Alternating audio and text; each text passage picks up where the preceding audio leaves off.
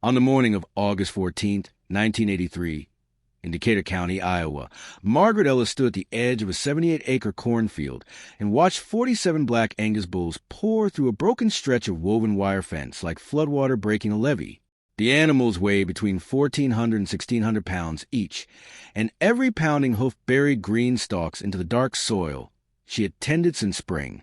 Across the fence, her wealthy neighbor, Victor Hammond, leaned against the polished fender of his new pickup, smiling beneath the brim of a spotless hat, convinced he was watching the final chapter of a woman everyone believed had held on to her farm far longer than she should have.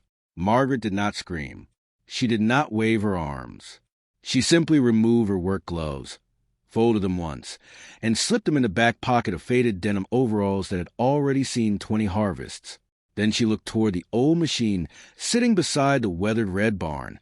Most people noticed the peeling paint first. She noticed the memories. Let me tell you about Margaret Ellis.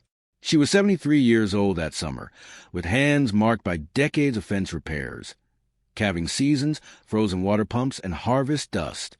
Her husband, Daniel, had died of a heart attack in November 1978 while repairing a grain auger before sunrise. Their only son had joined the Air Force in 1969 and settled in Montana afterward, visiting every autumn but refusing to pressure his mother into selling land that had belonged to the Ellis family since 1936. Margaret never argued loudly. She rarely interrupted anyone. Yet people around Leon, Iowa, had learned something curious over the years. Whenever she quietly said, "We'll see," conversations usually ended with somebody else admitting they had judged too quickly. Victor Hammond never understood that. At 38 years old, he represented everything modern agriculture admired during the early 1980s. He owned nearly 3,000 acres across Decatur and Clark counties, financed through expanding cattle contracts and aggressive grain purchases. His machinery shed gleamed with new combines, articulated four-wheel drive tractors, hydraulic equipment, and computers capable of tracking feed costs before many local farmers even trusted calculators. Success had come quickly. Respect had not. Victor believed respect followed money. Margaret believed it followed seasons. Those ideas were about to collide.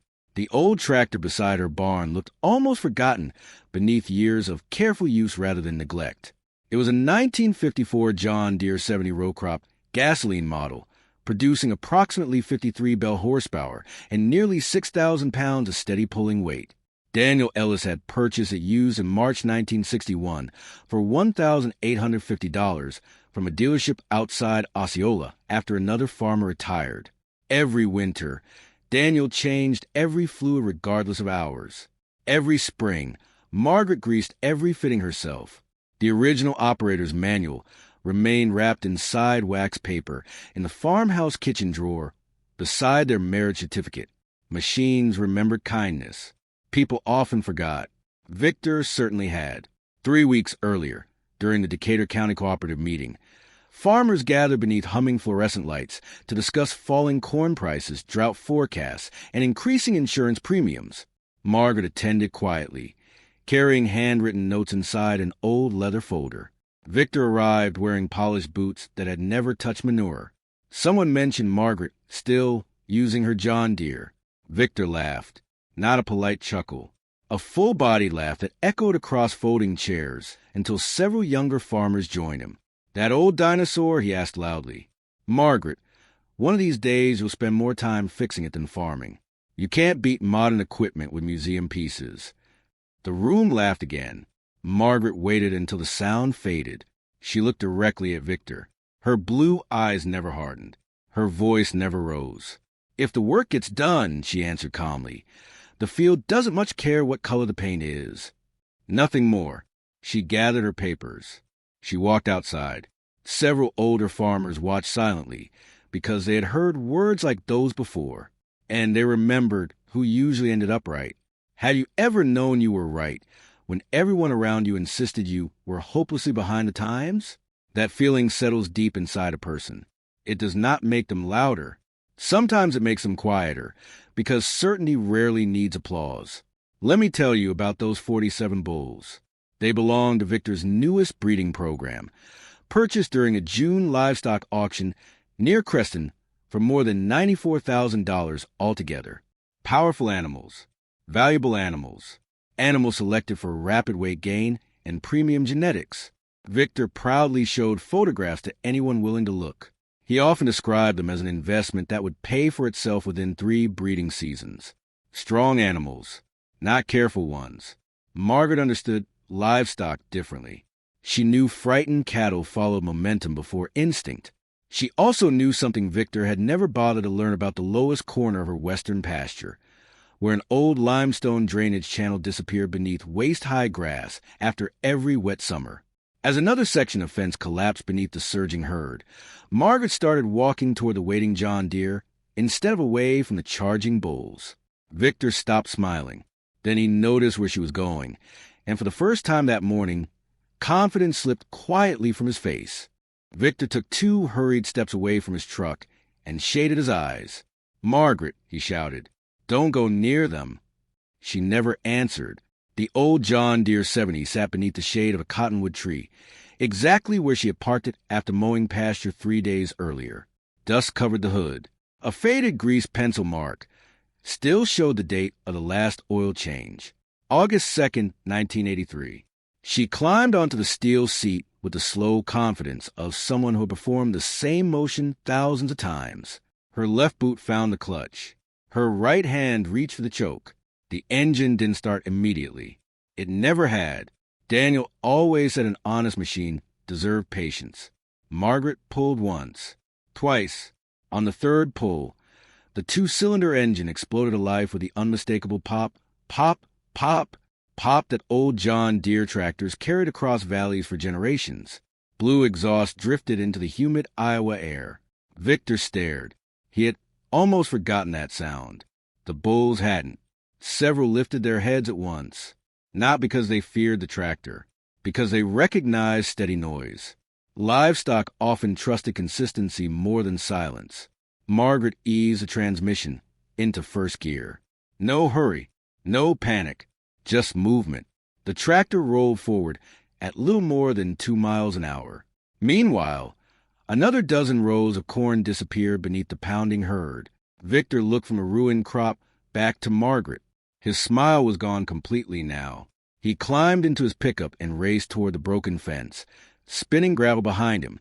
3 farmhands followed in another truck. They carried sorting sticks, ropes, portable fence panels. None of it mattered. 47 frightened breeding bulls do not read plans. They follow pressure. They follow movement. Most importantly, they follow each other. Let me tell you about Daniel Ellis. People remembered him as a quiet mechanic who could rebuild a carburetor on a kitchen table without ever opening the instruction manual. During the winter of 1967, after an ice storm stranded neighbors across Decatur County, Daniel spent 5 straight days pulling stuck milk trucks out of frozen roads with that same John Deere 70. Someone once asked why he never traded it for something bigger. Daniel smiled. You don't replace somebody that always comes when you call. Margaret had never forgotten those words. Neither had the tractor. Victor finally reached the fence line. "We got to scatter them," one hired hand yelled. "No." Victor barked back. "If they hit the highway, we're finished." State Highway 69 sat less than half a mile away. Nearly every local farmer understood the danger immediately. A breeding bull weighing 1,500 pounds could destroy a pickup truck. 47 of them could close the road for hours. Margaret knew it too, yet she continued driving toward the western edge of her farm instead of trying to force the animals back. Victor couldn't understand it. He actually thought she had lost control. He jumped over the damaged fence and began waving his arms wildly. The bulls reacted exactly as experienced cattlemen would expect. They scattered. Half the herd veered south. The other half accelerated west. Victor cursed under his breath. Margaret never did. She simply adjusted the throttle another few hundred RPM and kept rolling toward the old drainage swale hidden beneath the grass. Have you ever watched someone stay completely calm while everyone else around them panicked? It's unsettling. You begin wondering whether they know something you don't. Most of the time, they do. The lowest corner of Margaret's pasture looked ordinary.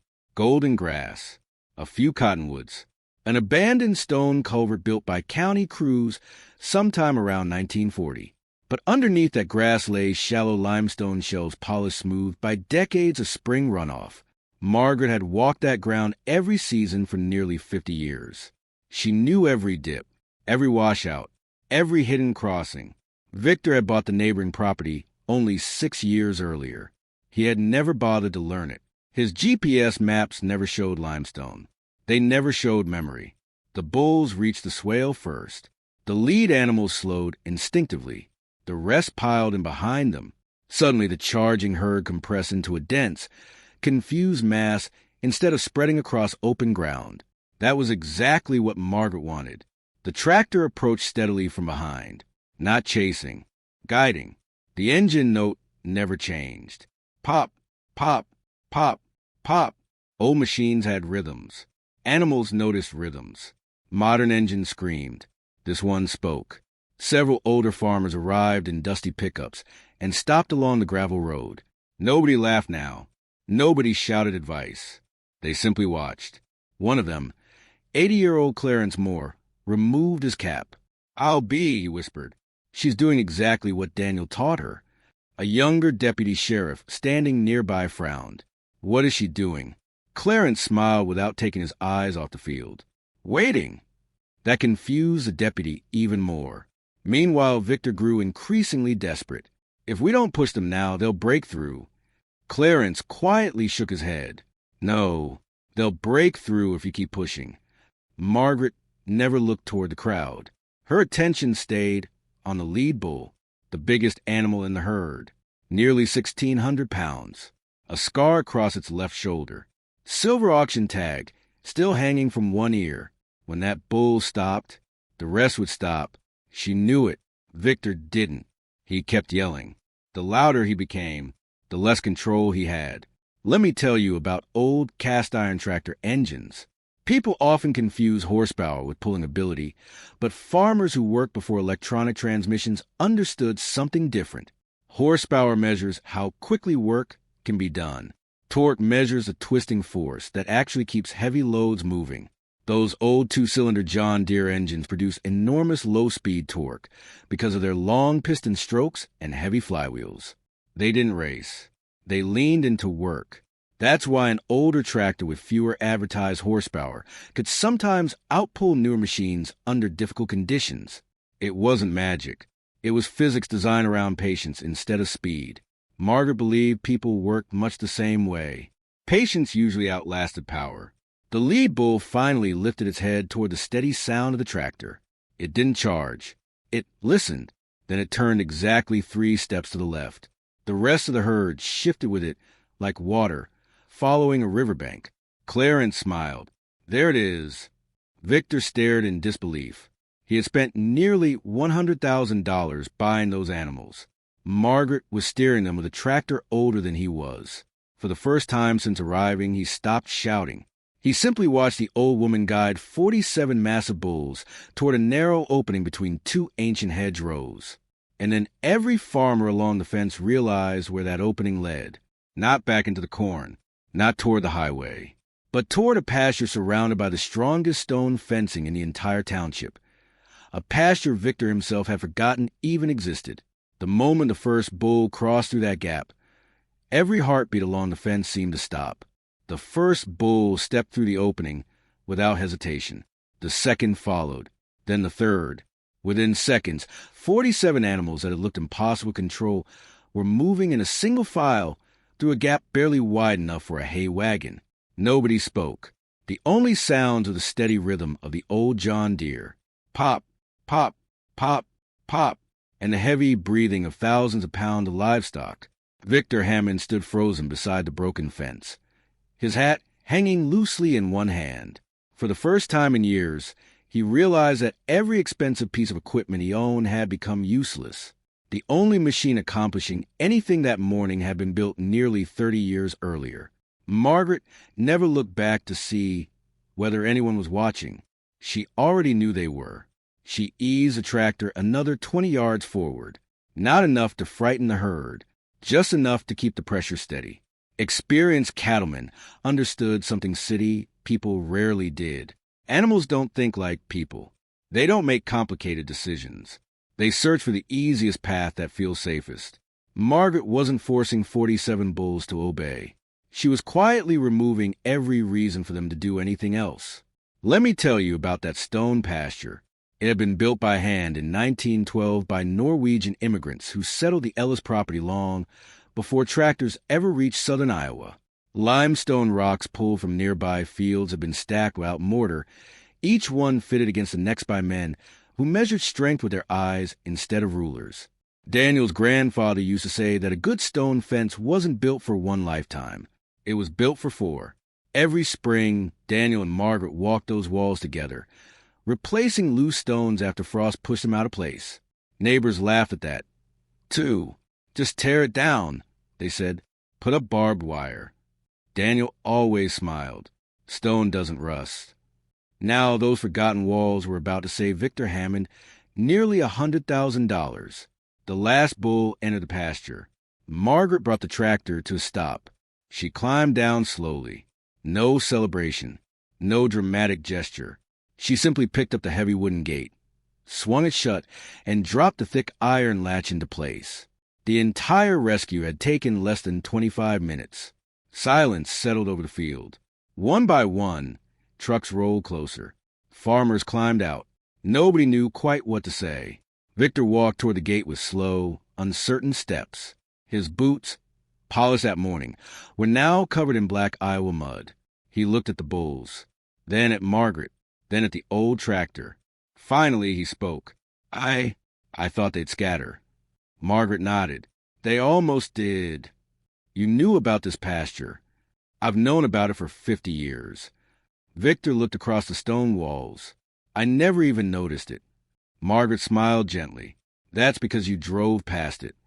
Those words landed harder than any insult ever could, because they were true. Have you ever been so busy chasing something bigger that you completely overlooked what was already there? Sometimes the most valuable things aren't hidden. They're simply ignored. A county deputy finally broke the silence. Mrs. Ellis. He paused, shaking his head. I've never seen cattle handled like that. Margaret looked toward the John Deere. It wasn't just me. The deputy frowned. What do you mean? She walked over and rested one weathered hand against the faded green hood. My husband spent 20 years teaching that tractor exactly where cattle like to go. Several older farmers quietly nodded. They understood. Machines carried memories, especially when the same family cared for them decade after decade. Victor slowly approached the tractor. He ran his fingers across chipped paint, exposing bare steel underneath. How many hours are on this thing? Margaret chuckled softly. The meter quit sometime during President Nixon's first term. A ripple of laughter spread to the gathered crowd. Not mocking laughter. Warm laughter. The kind shared between people who suddenly understood they had witnessed something rare. One farmer bent down to examine the rear tires. Original cast centers. Another pointed toward the engine, still running the factory block. Clarence Moore smiled. I'd wager that tractors pull more honest work than half the machines sold today. Victor remained quiet.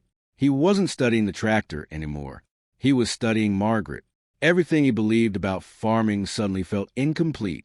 For years he had measured success in acres, in horsepower, in loan approvals, in expansion. Margaret measured success differently. She measured it in seasons survived, fences maintained, neighbors helped, machines respected. The realization stung, because deep down, he knew which one lasted longer. Later that afternoon, insurance adjusters arrived to estimate the damage. More than 11 acres of corn had been flattened, rows destroyed, stalks snapped. The preliminary estimate reached nearly $8,700 in crop losses. Victor walked directly to Margaret before anyone else spoke. I'll pay every dollar. She looked surprised. You don't have to. Yes, I do. The adjuster glanced between them. Victor continued. My bulls caused it. It was an accident. They were still my responsibility. Margaret studied his face for a long moment. The arrogance she'd seen for 6 years wasn't there anymore. Only embarrassment. And something else. Respect. She nodded once. Then we'll settle it after harvest. Victor blinked. After harvest? Corn always tells the truth better than estimates. The adjuster smiled. He'd heard old farmers say that before. Predictions were guesses. Harvest was fact. Over the following weeks, something unusual happened around Decatur County. People stopped talking about the ruined corn. They talked about the rescue. Coffee shops repeated the story. Feed stores repeated it. Church parking lots repeated it. Each telling grew slightly larger. Soon people claimed Margaret had controlled the bulls with whistles. Others insisted she'd somehow trained cattle decades earlier. None of those stories were true. The truth was simpler. She understood land better than anyone else present, and understanding often looks like magic to people seeing it for the first time. One Saturday morning in September, Victor drove back to the Ellis farm alone. No employees, no shiny truck, just himself. Margaret found him standing beside the old John Deere. "I owe you something besides money," he said quietly. She waited. "I laughed at you." "Yes, I was wrong." Another long silence passed. Then Margaret asked a question he never expected. "Would you like to learn why it worked?" Victor looked up immediately. "You'd teach me?" She smiled. "If you listen." He nodded before she had even finished speaking. Neither of them noticed Clarence, more watching from across the road. The old farmer grinned to himself, because he knew that what Margaret was about to teach Victor had almost nothing to do with cattle, and everything to do with becoming the kind of farmer whose neighbors would still remember his name long after the newest machines had rusted away. And before the autumn harvest was finished, Victor Hammond would face a choice that would change not only his own farm, but the future of every acre surrounding Margaret Ellis's land. By the middle of October 1983, the combines had finished their last passes across Decatur County, and the numbers told a story no one had expected. The 11 acres Victor believed were completely destroyed had not produced a total loss. Yes, the bulls had crushed hundreds of stalks. Yes, sections of the field looked ruined for weeks. But because the herd had entered during the late vegetative stage, instead of after the ears had fully matured, much of the surrounding corn recovered. The remaining plants captured more sunlight and finished stronger than the insurance adjusters predicted. The final loss came to just under $4,900, almost half the original estimate. When Victor arrived with a cashier's check, Margaret accepted it only after reading every line. Then she surprised him. She tore the check in half. Victor stared. "What are you doing? You've already paid me." He looked confused. "I haven't paid you anything." "You apologized." Victor lowered his eyes. Margaret folded the torn pieces into his shirt pocket. "The crop recovered. You'll use that money to rebuild every foot of fence between our farms. But those fences are on your land." She smiled. "They separate both our responsibilities." The following week, neighbors saw something they never imagined. Victor Hammond was digging post holes by hand beside a 73-year-old widow. No cameras, no newspaper, no speeches, just work. The two replaced woven wire, reset hedge posts, tightened braces, and repaired nearly a quarter-mile of fencing before the first November snow arrived. People driving past slowed down, not because of the fence, because they couldn't believe Victor Hammond was taking instructions from Margaret Ellis. He never complained once. Let me tell you about what changed after that autumn. Victor stopped measuring every decision by profit alone. He still expanded his operation, but he also began walking every pasture instead of only driving them. He learned where the ground stayed wet after spring rains. He learned which gates sagged every winter. He learned the names of families who had farmed neighboring land for generations instead of treating every boundary as another business transaction. Within 3 years, people noticed something else. He laughed less. He listened more. Young farmers who came asking about machinery expected him to recommend the newest models. Sometimes he did. Other times, he walked them into an older equipment shed and pointed toward a faded tractor that still started every season. Then he would tell them the story of 47 bulls. Every single time, Margaret never asked for credit.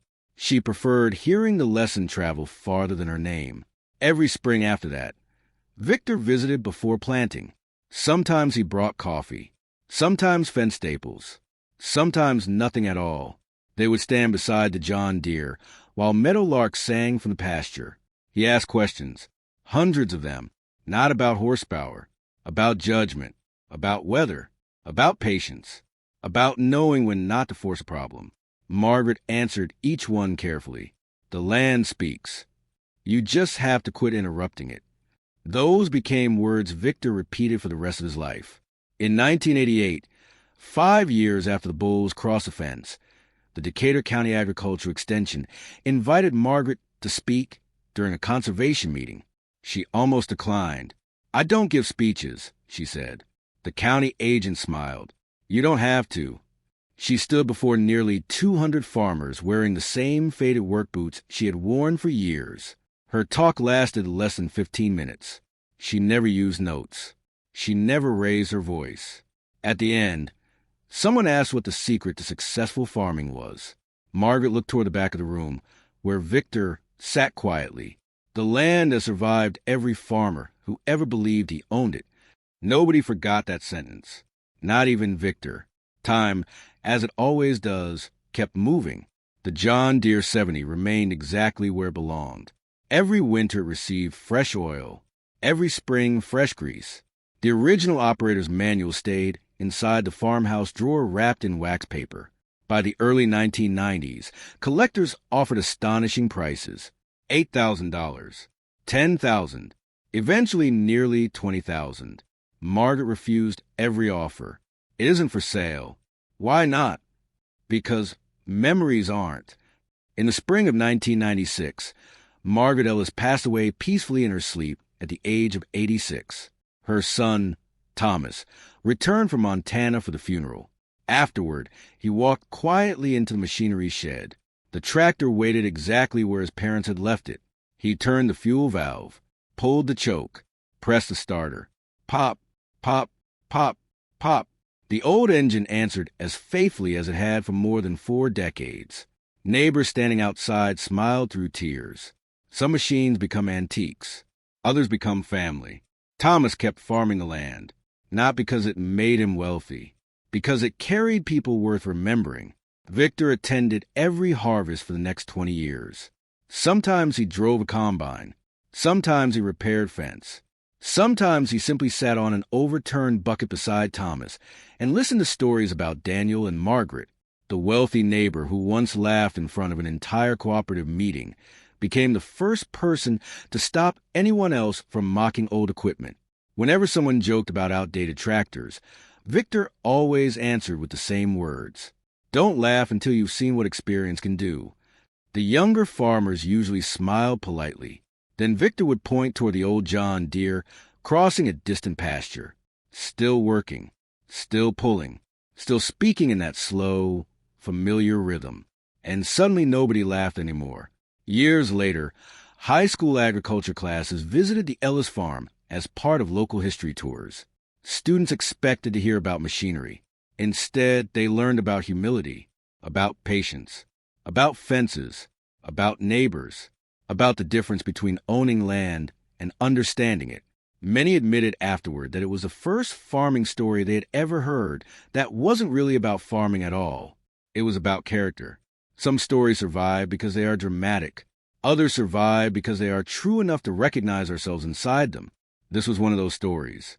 Because every community has a Margaret Ellis. Someone who works quietly while others chase attention. Someone who knows that wisdom grows slower than corn, but lasts much longer.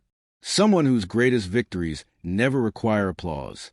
And every community has a Victor Hammond. Someone talented enough to succeed, yet wise enough to admit when success has left something important behind. The fortunate ones meet before it's too late. The unfortunate ones never do. Some fields grow corn. The best ones grow people who learn that quiet understanding will always outlast loud certainty. If this story reminded you of someone who quietly proved everyone wrong without ever raising their voice, I'd love to hear about them in the comments. Maybe it was a parent, a grandparent, a neighbor, or an old mechanic who taught you something no school ever could. I read every story because they're worth preserving. And if you'd like to hear about the Iowa farmer who saved an entire town using a worn-out farm limb that everyone insisted belonged to a scrapyard, I think you'll want to be here for the next one.